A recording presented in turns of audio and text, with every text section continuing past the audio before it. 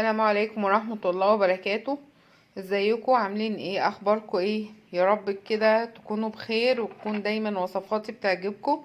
النهاردة معاكم مع وصفة جميلة، وصفة المنين. الوصفة المنين دون سهلة جدا وخفيفة، وسهلة ان احنا نقوم نعملها في اي وقت. يلا كده نقوم ندفي بيتنا ونقوم نعملها، يلا نشتغل فيها. هتلاقيها سهلة وبتتعمل يعني مفيش في وقت بسيط، وبتعمليها بتبقى جميلة جدا مع الشاي للولاد، مع ليكي يعني لكل اللي في البيت. المنين دون من المخبوزات اللي بتتباع في الافران، بس احنا بنعمله بقى باحلى باطعم، طعم احلى، وعارفين احنا حاطين فيه ايه، حاطين مستعملين سمنه ايه خاماتنا نبقى عارفينها هي ايه. يلا بينا عشان نعرف المقادير، يلا بينا عشان نعرف نتعلم الطريقة دي ونعملها. يلا نتعلمها ونقوم نعملها على طول، يلا لولادنا. يلا بينا على المقادير. بسم الله الرحمن الرحيم. المنين عبارة عن ايه؟ عبارة عن كيلو من الدقيق، معلقة من البيكنج باودر، ومعلقة من الخميرة، معلقة ريحة كحك وذرة ملح، معلقتين من السكر، 3 معالق من السمسم، كوباية من الزيت، وعليهم نص كوباية من السمنة، وهضيف عليهم ايه؟ كوباية ونص لبن. نسمي الله كده ونحط بقى المواد الجافة.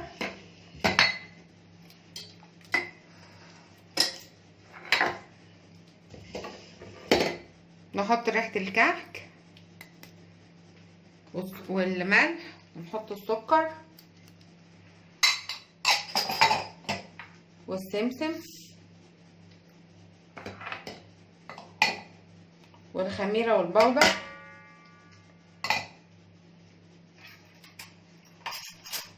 ونقلب الخليط ده كده تقليبتين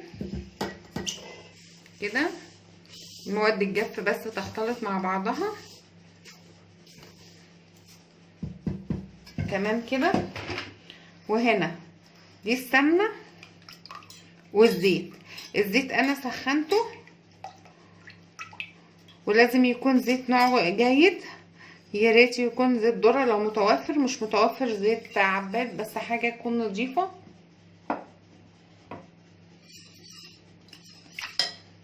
هضيف هنا عليه ايه؟ هضيف عليه اللبن، كوباية ونص من اللبن. بسم الله.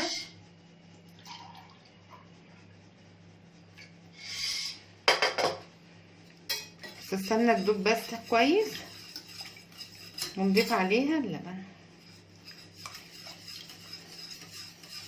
الكوباية العادية دي اللي معايرة بها الزيت، ودي اللي عايرت بها السمنة علشانها متجمدة وزنتها، وانا عارفة ان هو الكوباية بتبقى ربع كيلو، فانا اخدت السمنة 125 جرام اهي.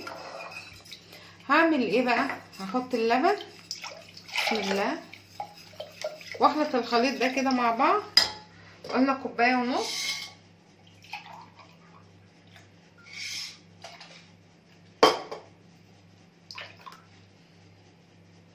اهو كوباية ونص. نخلط الخليط ده كده مع بعضه،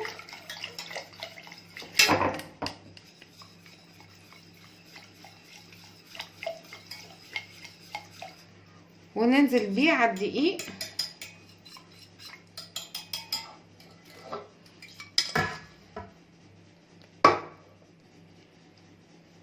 زي ما اتفقنا قلنا ننزل بالخليط ده على الدقيق. بسم الله الرحمن الرحيم.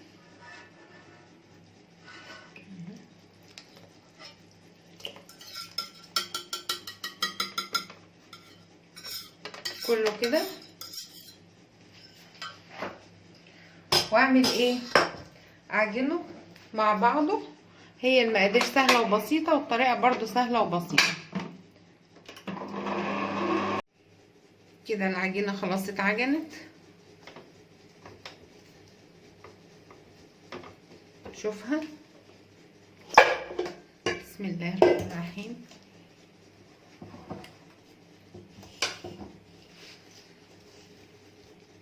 اهي العجينه اهي لينه وحلوه ازاي كده. تمام،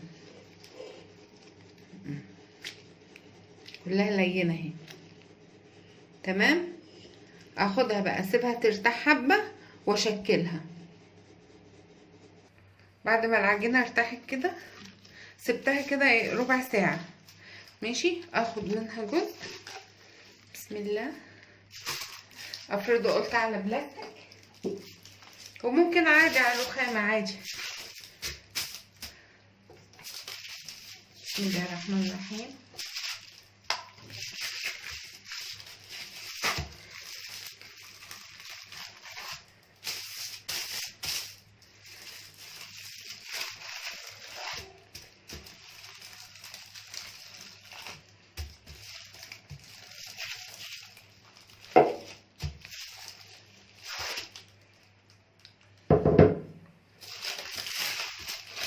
لا اما بين طبقتين بلاستيك لا اما على الرخامه مباشره.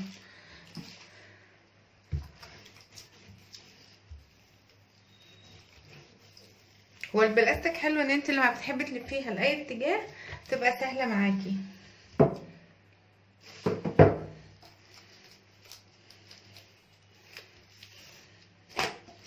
عايزه اخدها الاتجاه ده عشان ده اعرض، عشان اقطعها تبقى سهله عليا.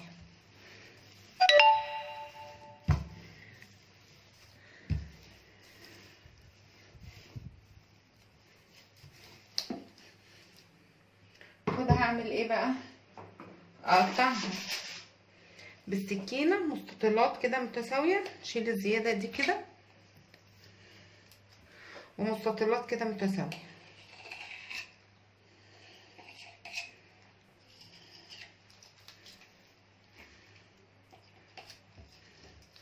طبعا ده هعيده تاني مش مشكله.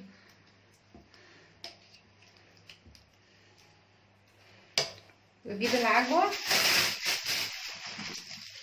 اي حشو بقى تحبيه، عجوه ملبن زي ما انت عاوزه، الحشو اللي انت حباه تستعمليه.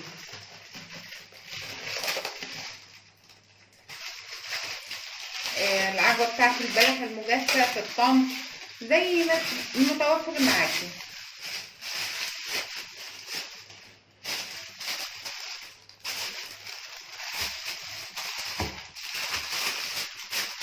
هقطع العجوه برضو كده.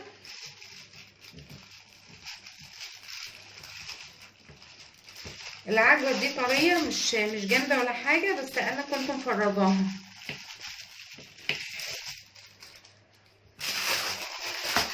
كده. اعملها كده ادورها والفها كده عليها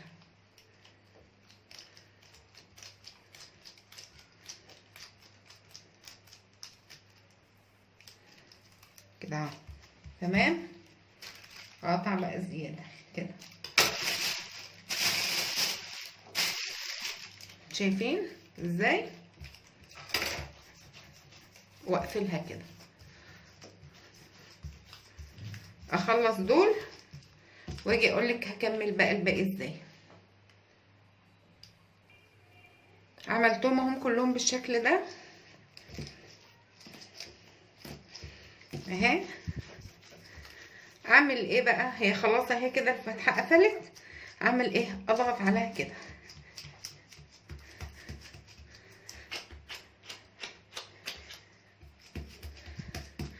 خدها نقلها على طبق.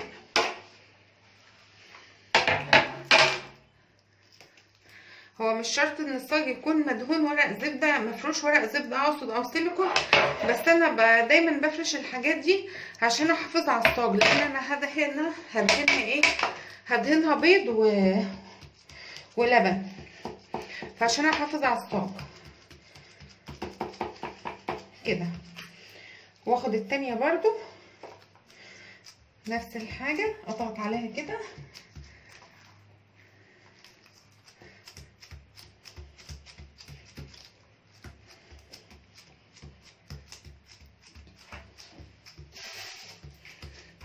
حسيتها طويلة شوية بنقصها حبة، ودي هنحطها في الطرف التاني كده.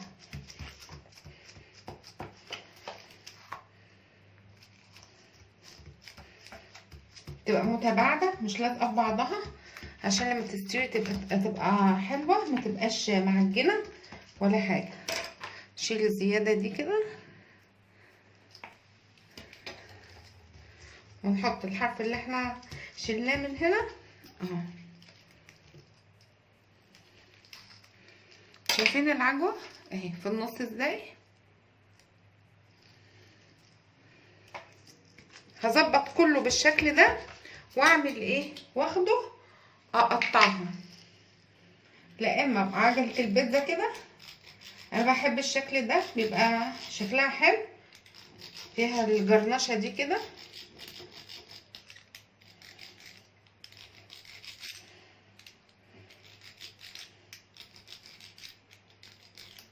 ابعاد تقريبا تكون ايه متساوية. واعمل ايه بقى، باخدها ادهنها بيض على لبن، اجيب صفار بيضة ومعلقتين لبن اخلطهم مع بعض حلو قوي، عليهم نقطتين فانيليا سايلة انا حطيت كده، خلطتهم حلو. اجيب الفرشة السيليكون ادهن الخليط ده،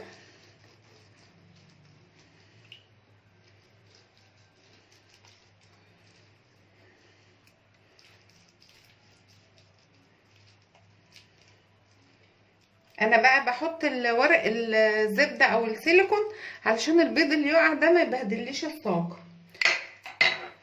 لان وقت ما وقع الصاج بيتبهدل وبيبقى غسيله صعب شويه. ونجي رشه سمسم،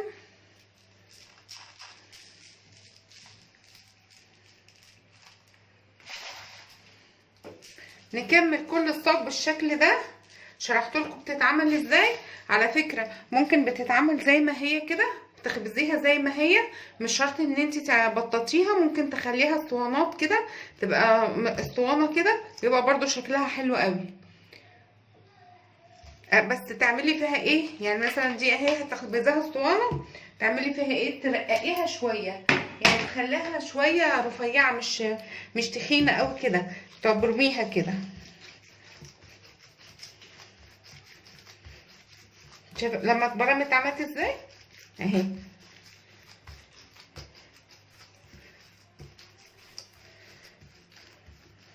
في الحاله دي كمان بنقطعها طويل شويه، بقت رفيعه ازاي. في الحاله دي بنقطعها كده وحدات طويله شويه، نساوي الاطراف كده ونقطعها كده وحدات طويله كده، وبرده ندهنها بالبيض واللبن ونرش وشها بالسمسم كده.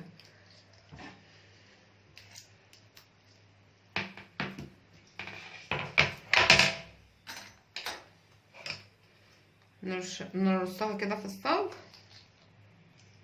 اهي. شايفين العجوه في النص ازاي اهي، وزي ما قلت تتحشى عجوه، تتحشى ملبن، زي ما انتي عاوزه، وحسب المتاح تعمليها فاضيه زي ما انتي عاوزه. نخلص كل الكميه دي اهي، شكلنا اهو. هنخلص كل الكميه دي وندخلها على فرن درجه حرارته 180، وهوريها لكم ان شاء الله بعد الخبز لغايه لما تاخد لون ذهبي وحلو. هوريها لكم اول ما تطلع من الفرن باذن الله. ده شكل المنين لما خرج من الفرن اهو، شكله جميل ازاي، لونه ذهبي وحلو. فتحت لكم واحده عشان تشوفوها من جوه شكلها ايه والعجوه فيها ازاي. طريقه سهله وبسيطه ومش مكلفه، وممكن تقومي تعمليها في اي وقت، وممكن تعمليه ساده، ممكن تعمليه بالملبن زي ما قلت، باي حشوه انت حباها. عجبتكم الوصفه لايك وشير وتفعيل الجرس عشان يوصلكوا كل جديد. نتقابل في وصفه جديده. السلام عليكم ورحمه الله وبركاته.